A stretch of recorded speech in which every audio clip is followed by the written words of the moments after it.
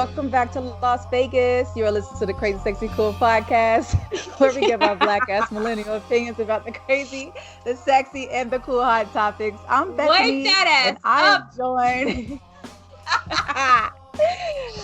joined by Meek and Elizabeth, and we make up a wild collection of Sagittarius. What's up, y'all? Look, wake up, Liz. Wake up, Liz. I'm up, y'all. Oh, Lord, girl. You're barely here. You're barely with us right now. Why are you so tired? Well, you know, we had a long trip in California this weekend, and literally just got back this morning. Yeah. So you know, up at 7. Man. I'm tired, y'all. You're out of it, dog. What the fuck? Listen, I tried to take a nap, and my baby, every 30 minutes in that nap, she woke me up, and I'm not even over exaggerating. And it wasn't even. It's just was for kisses and mommy. I'm like, baby, just please give me an hour. It wasn't happening. Motherhood, we don't get those breaks. We don't get the luxury of a nap more than 20 minutes, maybe. Now, Prince, he busted my. Do you want to know a cool fact about Jupiter? I'm like, no. No. Actually, I like the way he say Jupiter. So proper. He has a British accent. We'll talk about that another day. But yeah, we were all in LA this weekend. I think we're all exhausted. Same time. Okay, keep going. Hey, we didn't, but y'all ran into someone Big from the bomb. Wait, hold on. I gotta tell you how this story went, right? So let's hear it. At this function, right? This Hollywood function or whatnot, and you know, it's dark as shit. They got like a purple light in here. You can barely like see, and it's smoke everywhere because it's for a weed company, so it's like we smoke everywhere. and we just posted up against the wall, and my back is turned like this. Like back is like turned towards the room, but like Elizabeth can scan the room, right? And all of a sudden I feel someone like brush my shoulder and walk right past me and go straight up to E and was like, "You're Elizabeth Simmons." Looked at him like, "What?" And then Wos had on this damn hat, and you know he on some casual. Like when they said casual, you know, he's on casual sweats, like so. And I looked, and he was like, and then like Eve was like, "Who the fuck is this?" Like she backing up, like he was like, "You don't know who I am?" He was like, "Wos." And then I pushed him, and I was like, "Wos, what's up?" Yes, she did.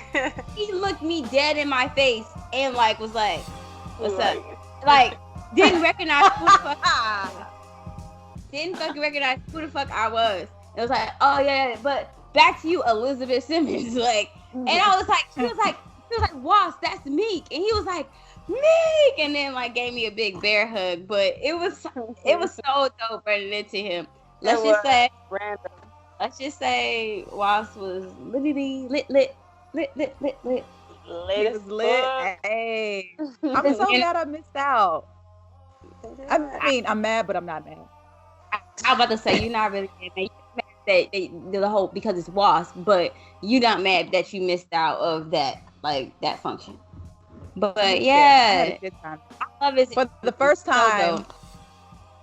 Well, you know what? I'll say this. For the second time, I had a really great time in LA. I feel like when we went, the three of us, you know, in the summer, we just got the nice Airbnb and we just chilled and kick it. That was fun. The only thing I didn't like is the fact we didn't get a chance to do Runyon because there was no parking. Next time we're definitely Ubering, okay? Like for sure. Anytime we go anywhere, let's just say this. Anytime like we can have a car, like say if you want to go to the store or whatever, but if we go into any function, any like, oh, let's go hiking, we are Ubering because I'm not dealing with parking. But the only thing about Ubering right now in LA is because they're still kind of on lockdown quarantine, so the wait for Uber is long still. Like how we had to wait for Uber in Vegas in the beginning of quarantine, the wait for Uber out there is long. My Ubers were popping up 2 minutes, 4 minutes. Like I didn't have no issue. Maybe it was the place, like maybe it was the where we were, because I didn't have an issue this time around. Yeah, I was downtown and I scheduled mine. Oh yeah, night before. If I know what time I'm leaving, I schedule my shit. You know, just trying to be organized. Never know what time I'm leaving. Yeah. But when I got home, Prince was like attached to me. Like I had to tell him like, yo, I'm carrying mad bags, and he's literally like pulling on my shoulders. I'm like, look, don't jump on me right now. I'm carrying all this stuff. He's like, okay, I'm sorry. But I'm like, he's excited to see his mama because, with this whole quarantine, he's so used to just having me at home. So the minute, like, I can go check the mailbox and I come home and he's like, oh my God, mom's home. It's like, it's so nice though to have someone looking forward to you, like, coming in the house. But, bruh, I'm exhausted. Yeah. I'm exhausted. Shit. Oh my God. I came 2 days earlier than y'all. I still haven't caught up yet. Like, when we done, I'm going straight to bed. Yeah, because tomorrow's school. What were you doing? Why were you so exhausted? You mean why I was exhausted? Because Elizabeth had me out until 4 in the fucking morning, and then I had to get up at 6 to be at my flight at 7. I was up with her. What is that? What is there to do in LA after 1:45? We were at that function. I just told you, like, it was at the private event. It went on that long? We didn't leave. We didn't leave the house until 12. And it was still going on. Oh, you was on Vegas time. Oh. Yeah, it was like on some straight Vegas time shit. But it wasn't like a club. It was like an office. So it's like private property. So it's like a house party. You can have people in there however long you want. And people were still there when we left. Mm-hmm. Yeah. And then when I landed, I had to still, had to get shit done. Be an adult. Yeah. No breaks. So, I have a question. Meek, you sent something to the group chat where I guess it's one of our listeners, maybe, or someone had a comment to one of your posting your story about Kamala Harris.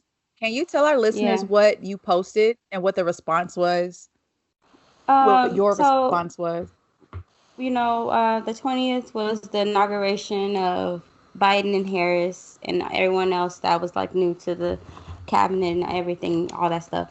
So, like on this show, I've spoken about my opinion of Kamala, and even though I don't agree with some of her policies and even like her being selected, I do understand, and I'm talking about on a politician level, right? I'm talking about just like politically, but I do understand the importance of what she represents. So I back that. I'm a dark complected African American woman. I completely back that, So I posted, I don't remember I posted like some important names, Harriet, Rosa, Angela, and then I put Kamala, and it was just basically those were just a handful of women that made that are so important in our history. They made important decisions and that marked them to be important leaders and within the American history and within a black history and also American history. So I just thought, like, I just wanted to acknowledge her for that, like, for being not only like female but a black woman to have such a high position is huge. Like, to grow up and seeing like, oh wait, her hair is like my hair, her skin is not that far from my skin. I remember growing up and not seeing black people on the screen. I remember that. I remember like not knowing or like facing certain issues and like going to drugstores and not having products to match me or tend to my skin or to like tend to my problems, like, or to see TV shows that they family didn't look like my family. We only had one family, and that was the Huxtables.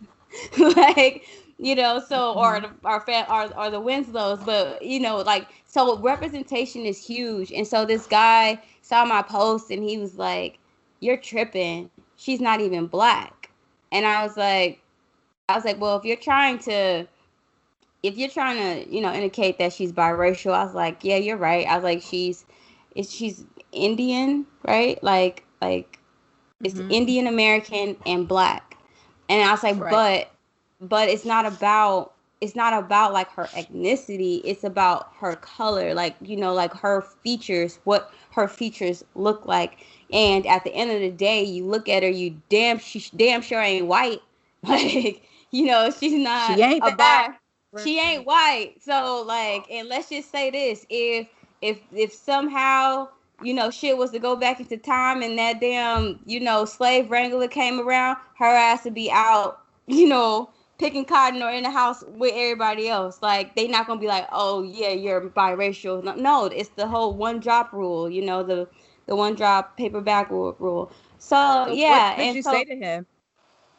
I went on and I explained it to him, like, you know, and the sad thing was, like, he has a daughter, but his whole argument was about, like, because he too didn't agree with some of her policies, and his point was that, like, but look what she did to get that position. And it's like, so just because she is of a certain color, we ignore, you know, the, as he would say, like, the shadiness of, you know, of how she got her position. I'm like, well, if you really buckling down to that, then, like, a lot of them have made some shiesty, shady ass moves. You know, that's the whole thing about politics. Like, if you really want to, like, will it in, I do believe, I do agree that, like, as the Black community, we do need to be more selective on who we choose to be our heroes. But like, you have to count a win as a win. Like, you can't sit up here just because someone don't have a perfect record and be like, oh, but yeah, like, you know, this date you did this and on this. Like, no, your kid's not going to look at it that way. Your baby girl's not going to look at it that way. They just not,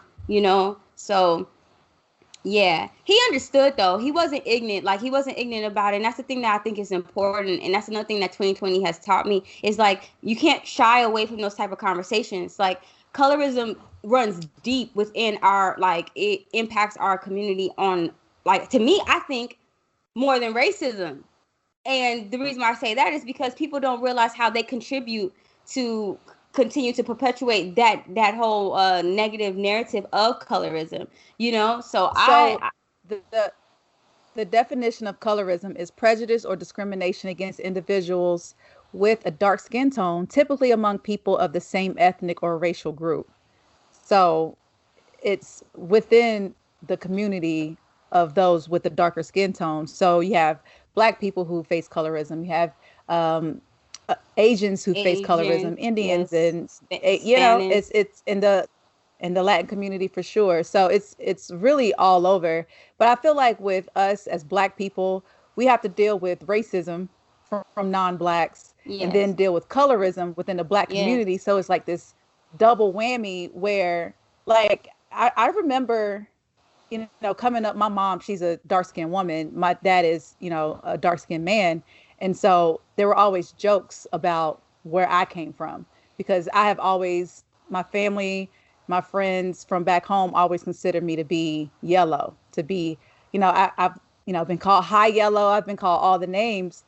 And when I was a little girl, I used to go to the swimming pool every day during the summer. And I just loved how brown my skin would become because I look more like my mom.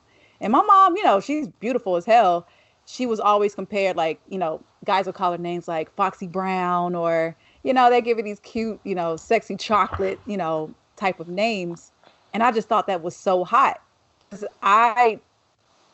Maybe because I was a little bit lighter than everyone else, that people wouldn't comment on my skin tone and try to make it seem like I was attractive. They always, you know, made a point to show love to the darker skinned girls. So that was my thing. I was like, I want to be darker. I want to be darker like everyone else in my family. And going to middle school and high school, and not saying that I was picked on for my skin tone, but that was my first time really being like singled out in a way. And even like different friend groups would be like, all of your girlfriends are like dark skinned. Why you always hang out with dark skinned girls? It's like, I don't know. Because my whole thing with complexion within our community is like, it's subjective because of course it varies from person to person. To some I'm brown skinned, to some I'm light skinned, to some I'm caramel, or you're a lighter brown skinned girl. Like it's just, right. And it's just so annoying. I put colorism in the same category as racism. It's just like, it's here. No, it's definitely even though here. these conversations are really important to have, and we can change minds like person by person, but it's just so deep within the Black community that I just don't see it going anywhere anytime soon. No, facts. And then like what about you, Elizabeth? Because like you're a little different, your features are different. Because I know I have a girlfriend that has similar features, and like people would swear up and down she's not dark skinned just because her hair is softer. See, yeah, I wouldn't necessarily say people wouldn't say that I was not dark skinned because my skin was because my hair was a little softer or curly or whatever. I still got picked on for being dark skinned as well, but at the same time, I used to get, "You're pretty for a dark skinned girl," which you guys heard before, I'm sure. You're pretty for a dark skinned girl. And growing up, I didn't really understand what that meant. So, younger, I'm like, okay, I went with it until I started hanging around like more dark skinned girls and seeing how they were being treated. And it didn't make me feel good at all. Like, why are you singling out my friends? These are still my friends, And just to hear that growing up and not understand, and then now that I'm older and understand what that means, I hate it. I hate hearing it. When a guy says that to me now, it's a complete turn off. It's disrespectful in my eyes. You're not getting anywhere with that. And I got picked on as well. Have you guys ever meet a guy and he says something like, I've never dated a girl as dark as you?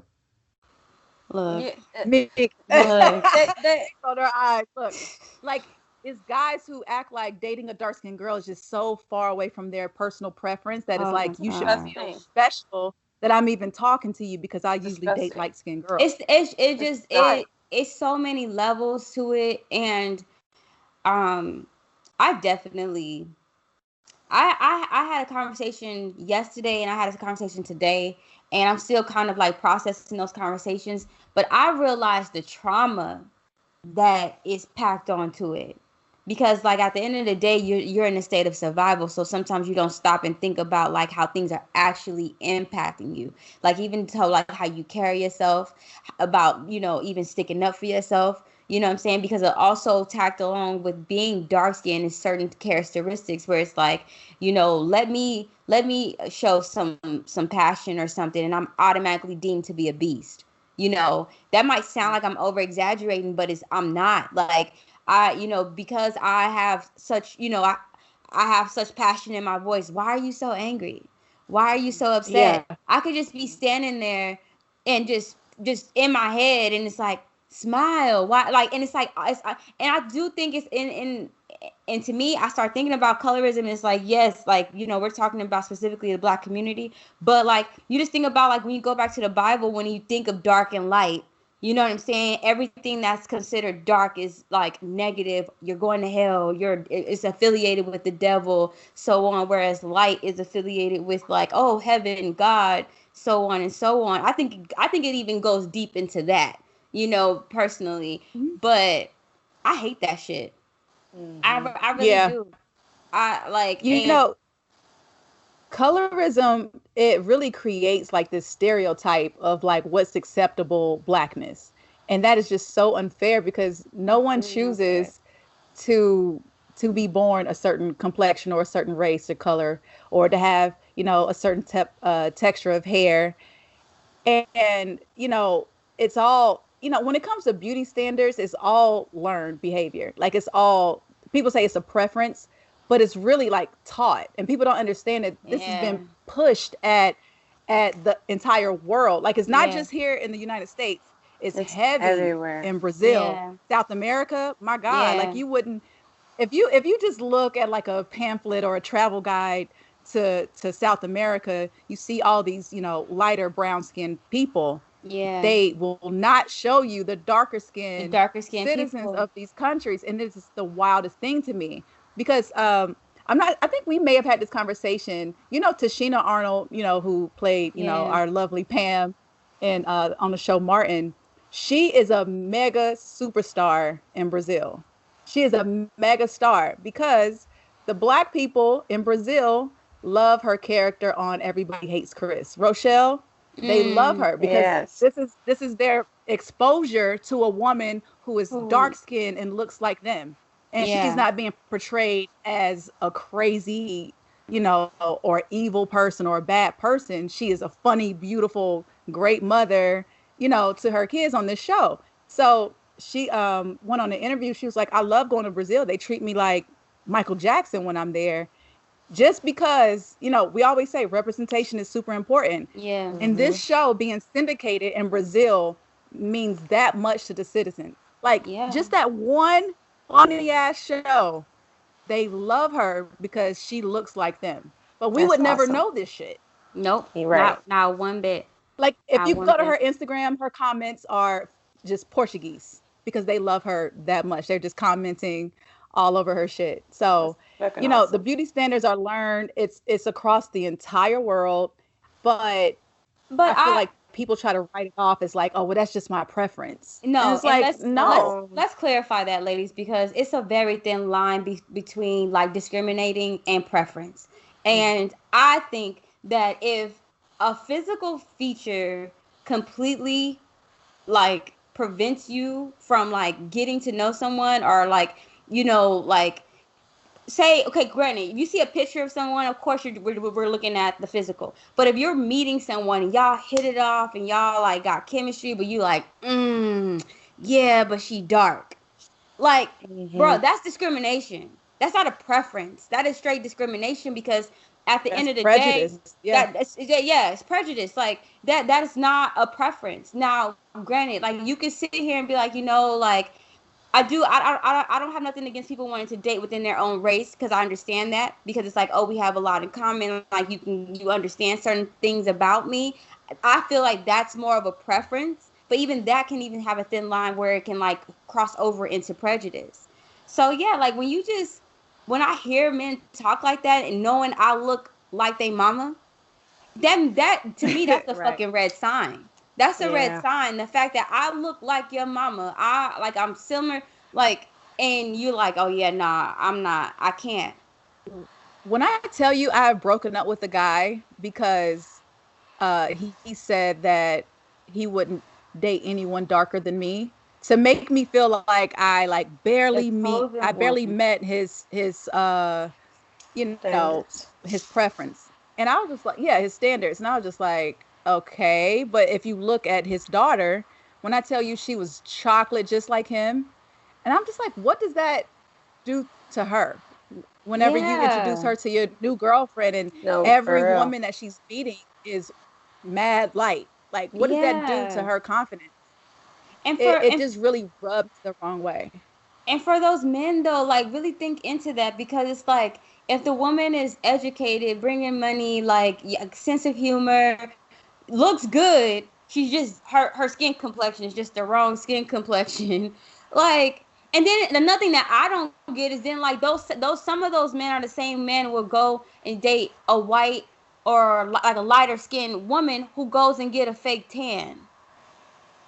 Like that right, that doesn't make sense. Like mind fuckery, I'm like, that doesn't make sense, bro. You got self tanner all on your sheets because because you have this preference of dating fair skin. But I had a conversation. I remember a conversation I had years ago where a man actually voiced that, like, he remembered being young and like witnessing some of the bullshit his mom had to go through, and like at that age he was able to identify it, like, oh, it's because she's the color of her skin. And so like he, you know, told me that it was because he doesn't want to bear children and see them go through the same thing. So if he can have that selection of like, oh, well, having my child be of lighter complexion because I know that they're not going to go through the same turmoil that I saw my mother go through. And it's like, even that, like, I get it, but like, I don't think that's the answer. I think the answer is like us seeing someone like Kamala Harris in position, us seeing more shows, us seeing more representation of us in different lights, like Insecure, like what Issa did with Insecure. There's not just one type of black girl. There's so many different types of black girl. We love all types of fucking music. We eat all types of fucking food. Like everyone ain't got an attitude and roll their neck and like clap when they talk, you know, like that's not the case, you know. And so I have a question. The women or men in your lives as a kid, did anyone ever tell you that your skin was beautiful? No. Really? No. Like no one said your black is beautiful. I didn't start hearing the black is beautiful until like now. That's recent, huh? Right. No. Yeah. Nope. You know, I didn't get either, but like I said before, I feel like it had a lot to do with like, well, she's a little bit lighter than everybody else, so we're not going to like gas her up. So I was never told that my skin was nice. Yeah. No, I actually tried to. I had my mama buy me bleaching cream because I wanted to bleach my skin. Like I hated it. I hated training. I hated training in the summertime because I would get so fucking dark. Like I hated it. Like I hated it with a passion. You know, I never received that. But even on the contrary though, because it's not just on the dark skin, like you said, like you're of a lighter complexion than Elizabeth and I. Like my son, with him being biracial, like I'm having to be his protector on the light end because everyone wants to like the first thing they comment on is his skin. It's the first thing they comment on. Elijah's he's a beautiful child, big old eyes, huge personality. First thing that they talk about is his skin. Where'd he get that from? His mama. And so like I had to have a conversation with my mama, like with my mother, because the first when he was 8 months, calling my son white boy. What's up, white boy? No, we're not doing that. Nip that in the bud. Nip that shit in that. Because if you look around, what's up, light bright? None of that. I don't want none of that. Because my son's not about to grow up with a complex for what he is. And then and the thing I do love about Eli is like he loves, like you see him color. All of like his avatars are black. Everything is black. Like he's not conflicted. Even when he looked at his daddy was like, "What am I?" And y'all know how, like his dad is his color, and Eli's like, "You're black." You know what I'm saying? Like so there's no. So far, I don't see any kind of like him being conflicted as to what is black, what's white. But no, we're not doing it. Light bright, white boy. Like, no. Like, and I'm talking about some point, like, they like, you making, no, I'm not making nothing out of something. You don't understand how that impacts a child. Like, you look around and all of your kids, all of your relatives are darker than you, and they calling you white. Like. Right. Not cool. So, I have a question. What do you think women's role in colorism is? Because I think personally, I see a lot of girls clown lighter skinned men. They say like, oh, you acting light skinned, or you doing this and doing that, or I don't date light skinned guys, I don't do this. What do you think the women's role in all of this colorism? What do you think their role is? I was gonna take a different approach because I think it's like with amongst other women, I don't like the fact of like when I hear women say, "Oh no, I'm not dark, I'm brown," like, and it's like as though like is there something wrong with being like well, yeah, they've been conditioned. So, because in my head, it's simple. It's very simple. It's either you're biracial, light skin, or you're dark skin. I'm not about to go like at the end of the day when you go into black or just African descent. There's so many fucking shades. It's impossible. Crayola can't even make a pack of crayons to cover all of the shades of black. You just can't. So if we really want to like go down into it, like talk about dark or light, I look at like someone that's like of Elijah's complexion as like, okay, or somewhere, or Gina, Gina from Mark, that complexion, like, okay, you're light skin. And then I just think dark skin. That's just how I see it. And it's like, oh, no. I'm not dark. I'm not dark. Cause like when if someone say you're light skin, you don't hear the people say, no. I'm not light. I don't hear that. But if you try to put them in the dark skin category, they're like, oh no, don't put me. I'm not with them. I am that was me. Middle. That was me. Don't put me in the light skin category. I was a little bit sensitive about that. So when people call me light skin, I'm like, no, I'm not. I'm brown. Like, relax. Right. Or even if I am that girl that's like, I'm cool on that. Yeah, light skin girl. If you just say brown, like that's even cool, because I understand where it's like dark. Some people might just go to the very end of the color spectrum, whatever. But like I don't think people are aware like that even has a negative tone to it, where it's like, well, why can't? But you don't want to sit with me? Like, oh, you too dark over here, like too chocolate. No, too chocolate, right?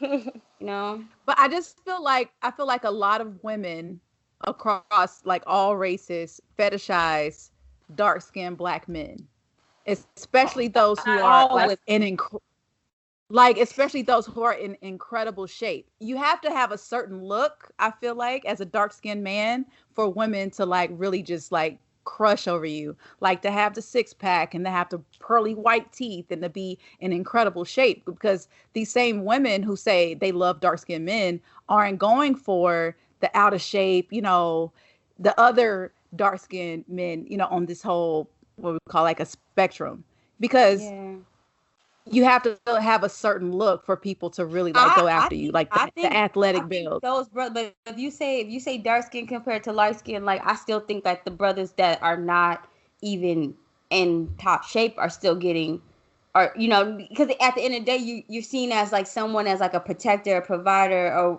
of some sort. Like for some reason, like it's like, oh, like if you're dark is strong, dark is like whereas light is on the other end. If you have someone that's not fit and say one is light skin, one's dark skin, it's still gonna be the dark skin. Like I don't think. And it's also gonna be the light skin. Even with that being said, when it comes to light skin and dark skinned women, black women, so this is something that I love to see on social media is dark-skinned black women being loved on publicly and loud and being showered with gifts and luxury things, because for some reason that bothers people so much to see a dark-skinned woman being like taken care of. And you have to think about like why that is. It's like, are dark-skinned women always supposed to be in some sort of struggle? Does she always have to like hurt and go through pain to earn nice things? Why can't she just be doted and pampered and given these things like, the light-skinned girls or the white women or the Latino women? Like we don't get a chance to see that often with dark-skinned black women. So whenever I see that shit, I'm just like, yes. I literally live to see it. And I love to see, when men have their daughters, their chocolate little, beautiful little daughters, and they spoil the hell out of them. I love it. It's important. Show them, like, it's important. It's important. And it's important to have that experience, because it's showing people like, no, I'm not supposed to be struggling my whole life. I'm not supposed to be this strong black woman my whole life. It's nice to have a man to take care of me and to do things for me just because he wants to, not because to love of on my me. Physical appearance. Right. Yeah, love on me because I'm soft and feminine, not because of my complexion. But even that even goes down to like, like when you look at posts and stuff, like, you have more. At the end of the day, you got girls showing ass and titties everywhere. But like I feel like it's not until and I could be wrong, people might have other opinions, but it's not until the dark-skinned woman is overtly sexualized that then she's like lust after. Oh yeah, like you gotta throw that baby all on that ass, and her skin gotta be right. And so and I think that's the reason why when we looked at the whole curly girl, curly hair movement, if you saw a lot of the people that was like, yeah, granted, you had dark-skinned women in this movement, and the movement had been around for a cool minute, but once the light really and mixed cultures start, and I think this is something you can speak on, right? Like once the mixed cultures really start getting in there and you had Instagram and all this, and girls like go natural, and like I'm looking at these commercials, and I'm like that ain't my natural, right? It's not right. That's completely different, and it took like dark-skinned women that went through our experience to be like, no, fuck this, I'm about to put out my own fucking products since y'all don't want to include us. Like, and it got stronger that way, because I did the whole little curly hair journey for a little bit, and granted, my hair is not I don't want to say what typical black girl hair. I have a sister who has thick curly hair. Some hair is like thick and poofy hair, and it's curly, and it's still natural. That's really natural. Yeah. Mine's is natural to a certain extent. I still have a little mixture in there. But it's still, even though I was I still had the good hair, curly hair, I still got seen in a different light because I was chocolate. I felt like the girls that had lighter skin, who curls probably weren't even fire as mine, got more glorified than I did. And to me, it just kept putting me back to when I was younger, like being dark skinned, you get pushed back to the side. When lighter skin get pulled to the front, like privilege.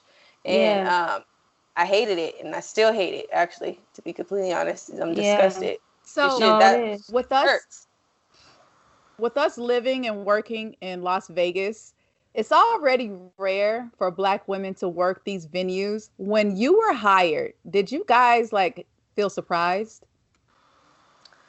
Hired as what? As a dancer or as a server? Any job in Vegas. Because the nightlife industry is a beast. So like coming in, how did that like, were you surprised to get any of these gigs? I wouldn't necessarily say surprised. I just knew going into it, my competition was not with any other girls besides Black girls, because I knew that it's only select a few Black girls in the industry. So me coming in the industry in Vegas, my mind thought is like, okay, I'm competitive. I mean, I'm competing with all the other Black girls. So it's like, it's rare for me to, it's really rare for me to get picked. But at the same time, it's like, you just never know what you're going to get. But going to these auditions is very, gives you like a lot of anxiety, and you go to all of them and you might not get picked to none of them. And that shit's crazy, because it's like how Meek said, I look better than these bitches. Nah, facts. That shit fucks with your mind. No, real talk. That shit fucks with your mind. It does. And it completely fucks with your mind. Completely. Yeah. Me and E was having a conversation earlier today, and I was like, it's so crazy, because this morning I had a conversation with myself. I was laying in my bed, and in the first time in 33 years, gave myself permission and told myself it's okay. Like embrace your power. Be you. Step in every room you step into. You be you yourself. Like, you are enough. I had to tell myself that. I had to like recognize like what my power was, right? And do you think other races have this internal dialogue like that? That I can't speak on that. Right? Like I can't, because I don't know what it feels like to be Latino. I don't know what it feels like to be a white woman. You know what I'm saying? I don't know. And but I do know of the bullshit that I have to go through. I will say this, like my experience with nightlife is that the first job I got with Tao, so Tao had a history of only hiring Asians. Like, that's it. But that it kind of goes with the theme of their club.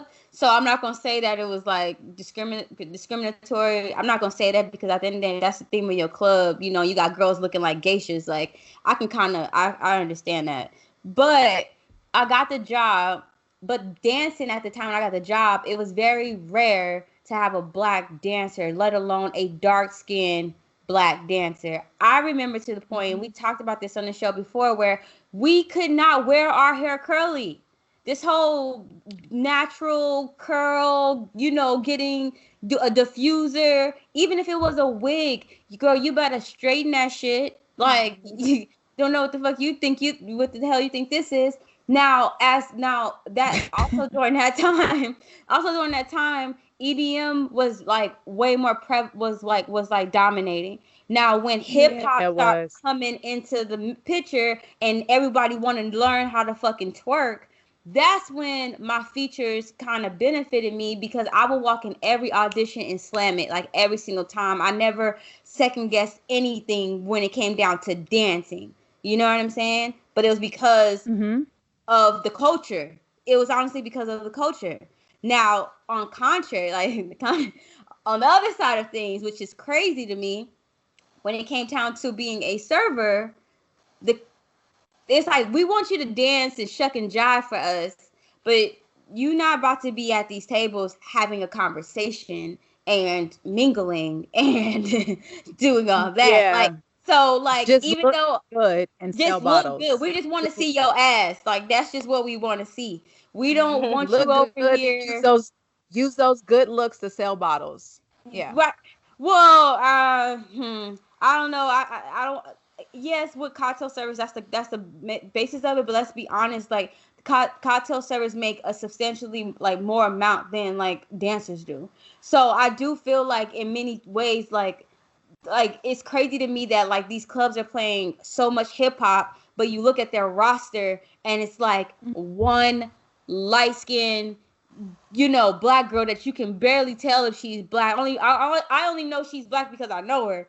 But if you look at her, you can't tell if she's black or not. To me, that says something. That says something like, oh, like our culture is good enough for you to make money off. Oh, it's good for us to shuck and jive for your ass. But when it really comes down to putting us in positions where we making money and bettering ourselves, oh, you got a motherfucking problem with that.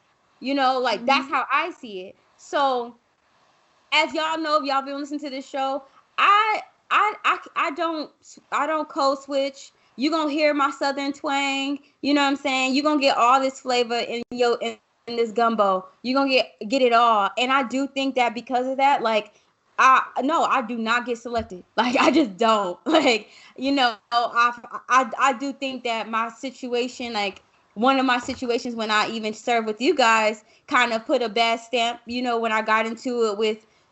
Well, not even got into it, but like I voiced a concern with some of the ladies, and because of who I am and how I express myself, it's automatically deemed as though like it's, you know, volatile or like in some way like threatening in a sense, like, and It's like I have seen other people of other races do way fucking worse than what the fuck girl I did, and.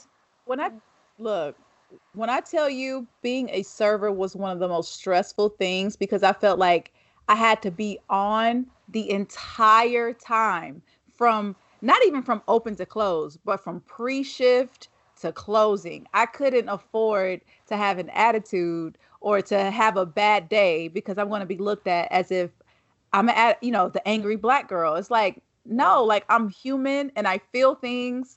But I'm just not giving the opportunity to express my feelings. Now, the white girls and, you know, the light-skinned Latina girls, they're able to do whatever they want. When I tell you they were able to just like have water gun fights and like the way that they would joke with their, you know, with the, you know, patrons in the venue. Yeah. I didn't have that luxury. We didn't have that luxury to do that. We had to be on. And when I tell you, it physically manifested in my body. Like I was so stressed that it made me sick to my stomach to the point where I had to go to the ER to find out what was wrong with me because I was in so much pain. It's like the stress of trying to be as perfect as trying to be as perfect as possible just weighed on me so heavily that it physically made me sick. Like, people don't understand the stress of being a double minority, being Black and being a Black woman. Yes. It really will wear and tear on your mental, emotional, and physical health. They are actually, I think I mentioned this in the show about motherhood, about our pregnancy stories, but like they are starting to show, like, this is the reason why representation within the healthcare system is so important, because you treating a Black woman is not the same as treating a white woman. A white woman. Like, it is going, and studies are starting to show that the stress on the body that a Black woman goes through, at like to be under that level of stress from discrimination, from racism, from all different types of things, like just from being Black in a woman, like shows that like it wears on the body like 2 or 3 years, maybe 3 to 5 years faster than, down on compared to a woman. So you see a white woman, you see a Black woman of the same age. That Black woman has aged about 3 to 5 years more than, like, physically more than the white woman. So like it's definitely a thing. It's definitely a thing. And then also, let's go ahead. I want to say this too, because we're talking about colorism. We're not talking about racism. Is that even like a lot of the Latinos and Asians that are chosen like for these jobs, they are closer to a European look. Like they're not coming in here looking like Selena. That's why I said the lighter skinned Latina girls, they're low key white passing. They're passing as white, and they get that, and then it's like, oh, she's spicy Latina, and they get like cute little nicknames. It's like spicy Latina, and then with the Black one, it's like the angry Black woman. It's like, wait, hold on, like showing the same emotion, but we get labeled as is immediately negative. Angry. Yeah. Mm-hmm. I hate it. Go ahead. I was about to say, I had I had a conversation with a girl yesterday. She was about your complexion, or a little bit lighter, but she had hair like Elizabeth. And she said something to me, and I thought it spoke volumes. She said, I didn't realize the detriment of colorism until I became the darkest one in the room. And I was like, there you go. And that's what it takes. Like, sometimes you have to be the dark girl in the room. When I tell you, this has happened to me countless times in my life, where my name gives me a pass. My name is Bethany Anderson. You don't know who is going to walk in that door. So the same way. I will get hired based off of my name and my credentials. And then when they see me walk in, it's like, oh shit. Yeah. Okay. She's Black, and I'm not code switching. I'm not doing none of that shit. And it's like, oh yes, you hired Bethany Anderson from North Carolina with the crazy Southern drawl, and she coming in with box braids, or you know what I mean? Like, I'm really showing up as myself. In a way, it was me trying to prove a point. Like, thank you for letting me in, for this interview, but this is what you're gonna get. And all this shit that's on my resume, I back that shit up. Like, I did that shit. I'm credentialed. Right. I'm qualified for this. Not only am I qualified, I might be overqualified for this shit that I'm applying for. And then being turned down for jobs or housing or whatever, because once they see what I look like, they're they want to kind of, they call it what, an Indian giver. They give and then they take away. So that's the one thing that I've had to deal with, is like my name getting me in the door. Then it's like, oh, she's Black, and then they want to take it away. Look, people don't see this. People see us like complaining. They see it as complaining when we're really just voicing like what our reality is, and it's so unfair that people aren't really taking the time to recognize that colorism and racism. What colorism is from racism. It's something that was like implemented, to within the Black community to keep do the white man the hard work.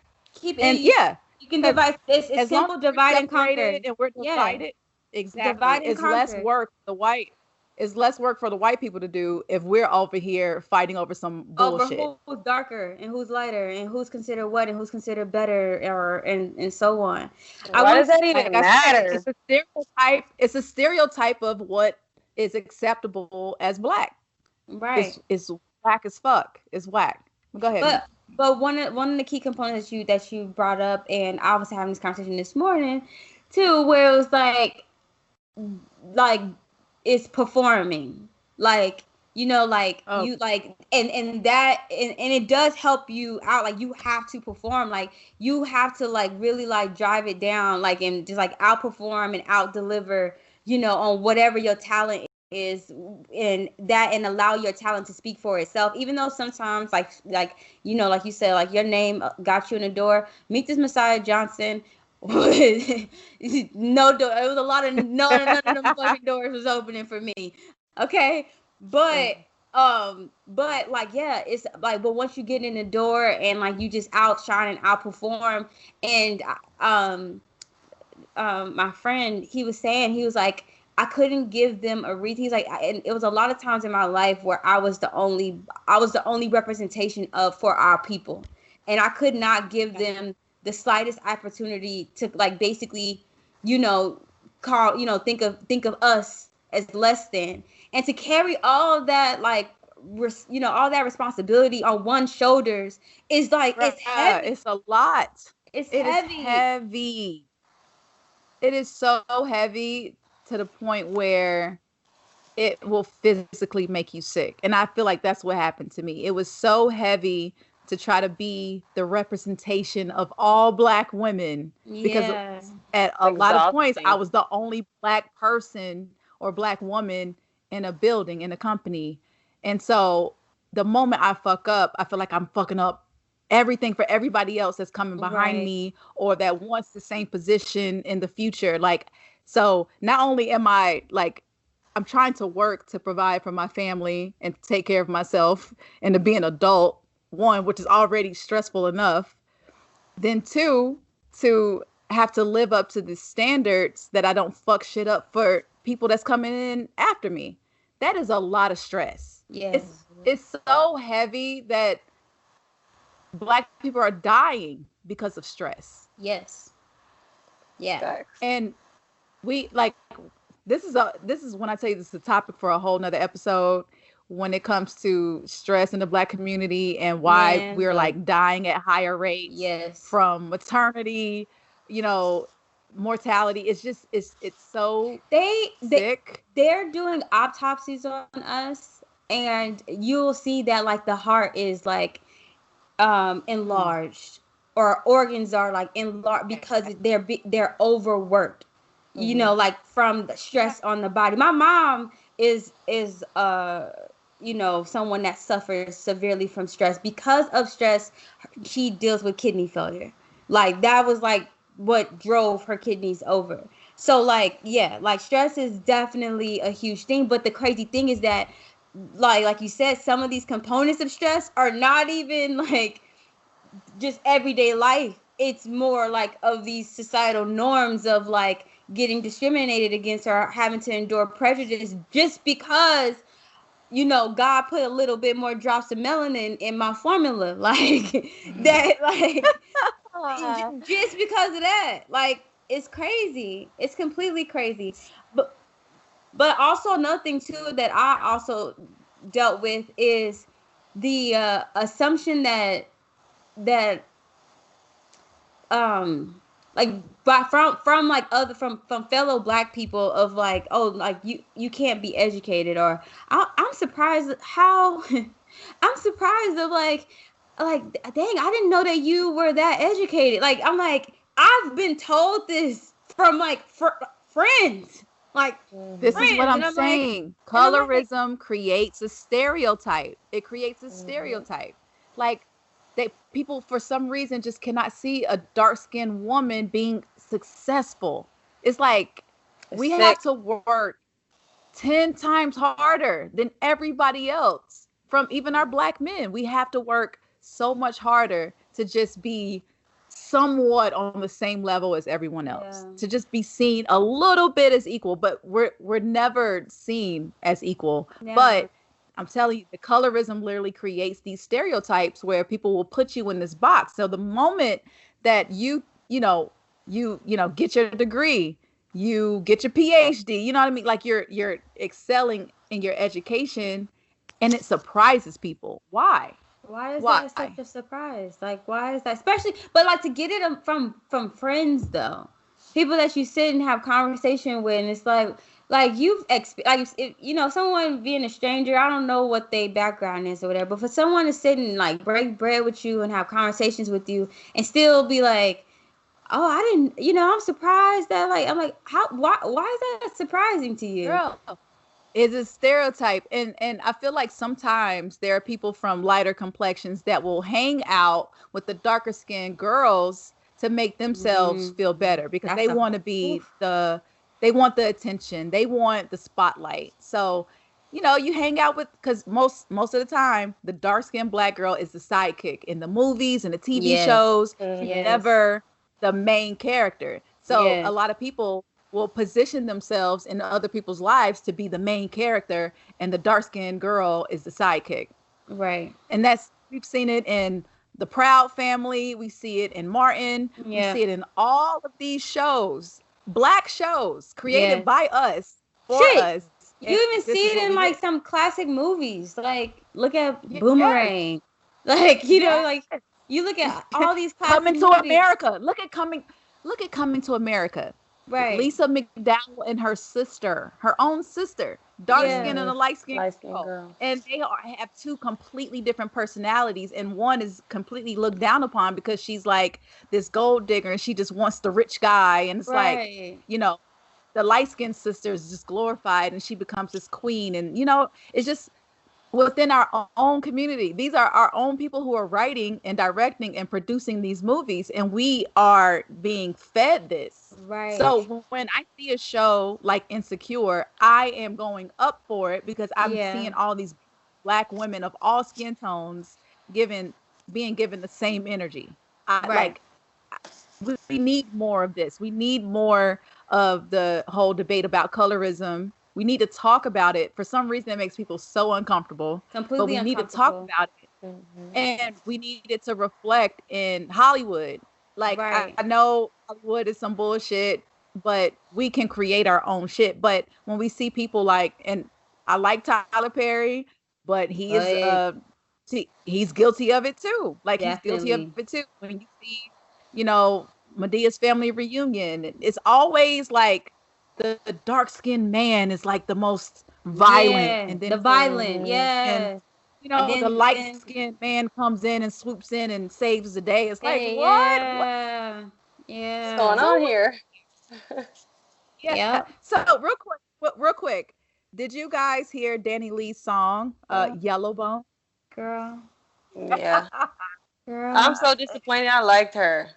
Girl. I did too. And when shit like this happens, this is when all your business comes out. So Dani Leigh, me and Meek, we love dancing to her song. What was it? Baby. Like, that was her shit. And so come to find out, after this whole thing with her song Yellowbone, talking about what does it say? Yellowbone is what he wants. Yeah. Yellowbone is what he wants. How she saying me? Yellowbone is what he wants. And it's like, you have a song like this, and of course, social media is going to absolutely react. At this point, you should know this is 2021. Instagram and Twitter have been out for over 10 years. At what point do you not understand that this is problematic? So, with that being said, she releases this song and Twitter gets on her ass, and they have, found her parents. And it's like, bro, are you even Black? No, she's not. Because her parents are like, they're like, they're not, she's not like when I say not Black, she's not African American. No, she's not. So what is her? Like, not. Is she Dominican?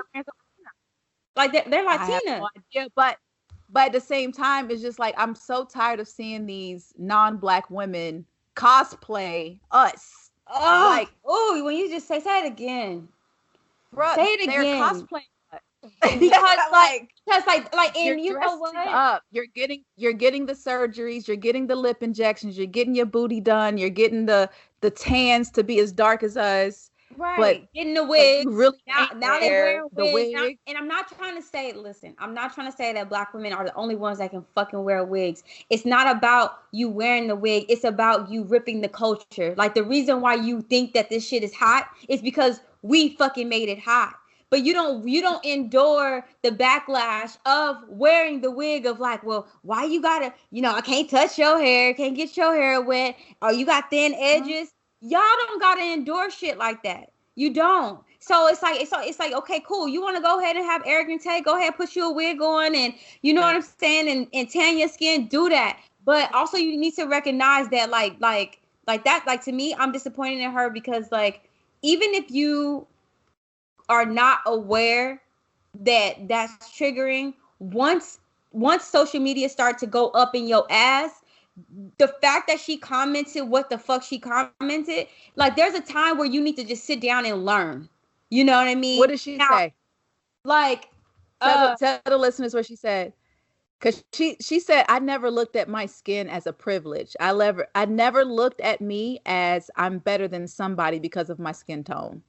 And it's like, how are you so deaf, bro?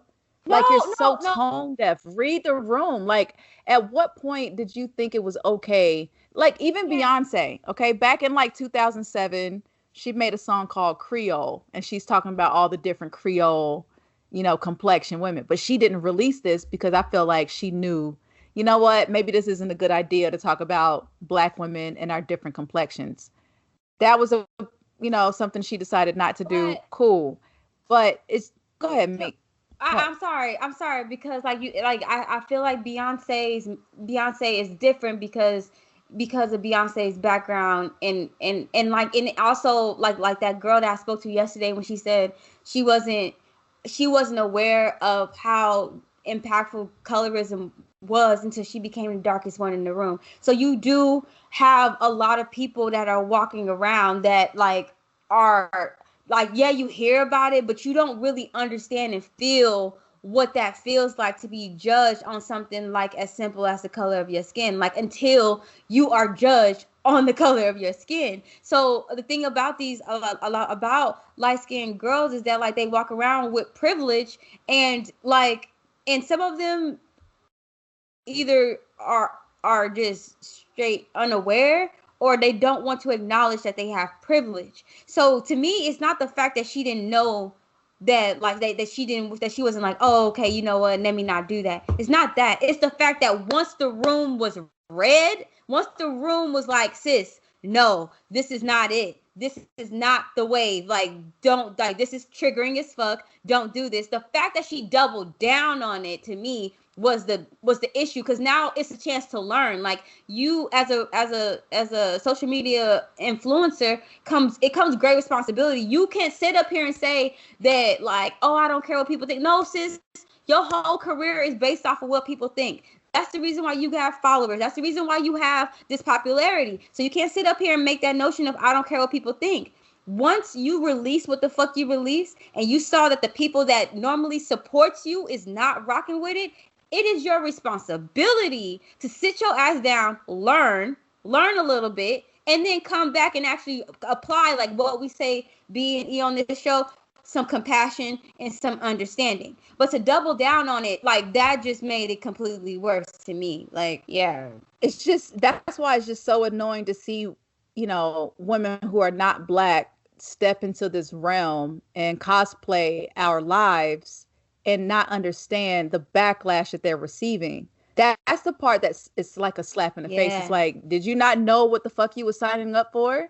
Do you not understand why, there are women who are darker than you, who are way more talented than you are, who are not given these same opportunities, and you're coming in just like treating this shit like it's a fucking game. it's a slap in the face. They just act completely naive about the situation, like it doesn't exist until they're approached with a question or something about it, you know?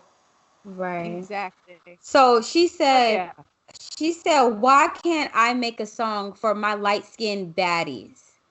Why y'all think I'm hating on other colors when there are millions of songs speaking on all types? Why y'all so sensitive and take it personal? God damn. That right there just showed how insensitive you are about the situation. You still don't give a fuck. Bruh. And do you not understand, but do you not understand why, like, that's the thing too, that a lot of people that don't endure racism and colorism, that they do not understand, is that we wouldn't have to make songs like Dark Skin Girl, you know what I'm saying, if dark skinned girls weren't treated like so badly. You wouldn't have to like let dark skinned girls know like your skin is beautiful if the world wasn't telling them that their skin was not beautiful. Like there's a reason Beyonce had that song. Yes, those are, and she even notes it, like, you know, she noticed that the difference that of treatment that her and Kelly would get, you know, and they're both fucking beautiful. So there's a reason why people, like, why artists have decided to like go out of their way to create music, content, art specifically made for people of darker complexion, because the world is constantly telling them that they are less than shit. For like half of the time of our existence, we were deemed as less than human. So excuse me, Miss Dani Leigh, if we have to, you know, be reminded that, you know, that people care about us. Like, excuse me, Miss Dani Leigh, if people, you know, no, we don't want to hear a song about light-skinned fucking baddies. Like, the fuck, dog? Like, and it's a bad wig. And a badass wig, dog. That's what I'm trying to say. But this is a clear example of that. Because at the end of the day, if you're beautiful, you're beautiful. You see some like light-skinned women, and you be like, damn. Like, that girl is just, it's just that she's beautiful. It's not because she's light-skinned. No, you're just gorgeous, right? But then I think that's another thing too, when you going into like these auditions or for jobs or for any type of opportunity, and you see these people getting a pass, and it's like, look at this bitch, like, look at her. Like, and I'm not about to tear Dani down, but I'm just saying though, like, for you to like, she doesn't understand the weight that it carries and why it's triggering. And I think that's, like, to me, that was very ignorant of her to not realize, like, you know what, damn, this obviously has hurt a lot of people. Let me learn something about this. Like, maybe it's something that I'm missing. You know what I mean? Like, why does this trigger y'all so much? You know, like, don't come back and double down on that type of shit. Like, that, to me, that was a really bad, that was a bad play. And her music was kind of iffy on some people, as it is. So low key, like, unless she comes back with like a Whitney Houston, Michael Jackson, you know, track, and we both know that they dead, so I feel like that's impossible. I just don't think that it's gonna be hard to save herself. Like, you better come hard. And look, it's well, like Meek said, Dani, you should have sat back and educated yourself before you made a song like that. Simple as that. Yeah, no, definitely. What New York say? You should have just sat there and ate your food. Sometimes shut the fuck just shut up. Like, shut up. And when listen to other people. Right. and when you're on those platforms, like, the probability of you being corrected stands higher, right? Like, the more followers you get, the more attention you get. Like, you're going to say some outlandish shit, and someone is going to be like, yo, like, come talk to me and react to it. Like, if you can't always face this stuff as a defense, and just because we big, and just like how she said, because we're big enough dark-skinned girls, we're not trying to down light-skinned girls, but we have to acknowledge that fair-skinned people have an advantage, that there is a privilege there. Don't sit up and say that you go through the same. Like, no, it's not the same. Like, and it's okay, and you need to just fucking acknowledge that. No, if a man, we have, you know, you can sit here and say Black Power, and it doesn't ring, but if you say white power, that has a whole different tone to it. It's just some shit you just can't say. Period. Oh Lord. And that's on period. Right. That's on period. And that's on what? On period. Like, I swear, if Adele came out with a song called White Skin Girl, like, she'll be done. Like, you can't do shit like that. You can't. Like, so before we wrap the show, Meek, do you have a quote for us? It's simple. It's dark skin is not a crime. Light skin is not a prize. Just keep it simple. Say it again for the people in the back. Yeah. No bike. In a bike. So, for our listeners, I think you guys should know by now, you can watch us on YouTube. Search CrazySexyCool podcast. We are on the Bomb feed. It's us on Mondays, kicking it off on Mondays. Tuesdays, we have the OG Bomb show. Wednesdays, we have Wednesday service with Naima and Karin for short. Look, Karin, he is one of those people that I like to call randomly on FaceTime. And we would just be on the phone for no reason, just talking. So shout out to Karin for sending me some cool DVDs. I have The Five Bloods on DVD, as well as the screenplay, because me being a screenwriter over here. And also I have Ma Rainey's Black Bottom on DVD, and I have the screenplay booklet. So thank you, Karin, for that. I owe you.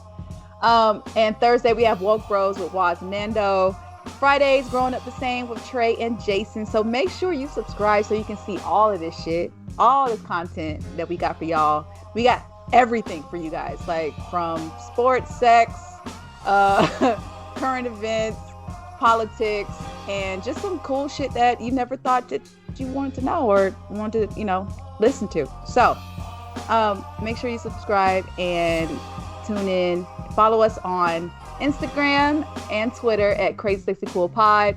And check out our little website, y'all. We got CrazySexyCoolPod.com, where you can watch and listen and interact and follow us on Instagram, even though, Elizabeth might not interact. But, we'll find us. I'll read it. Yes, you will. You will leave a motherfucker straight in them DM requests looking crazy.